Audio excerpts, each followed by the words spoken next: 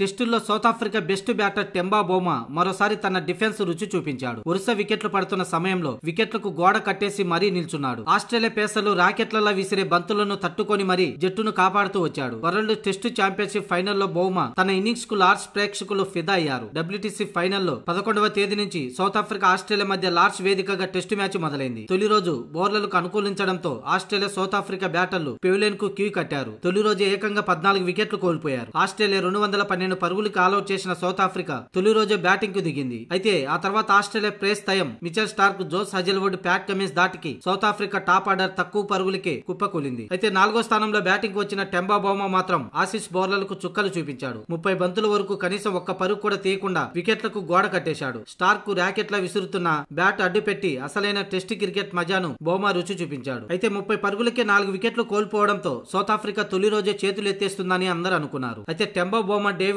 Bedingham తో కలిసి మరో వికెట్ పడకుండా జట్టును కాపాడాడు. బౌమా తాను ఎదుర్కొన్న మొదటి 30 బంతుల వరకు ఒక్క పరుగు కూడా తీయలేదు. ఆ తర్వాత 7 బంతులు ఆడి కేవలం 3 పరుగులే చేశాడు. దీంతో తొలి రోజు ఆట ముగిసే సమయానికి సౌత్ ఆఫ్రికా 43 పరుగులకి 4 వికెట్లు కోల్పోగా క్రీజులో బౌమా, బెడింగ్హామ్ ఉన్నారు.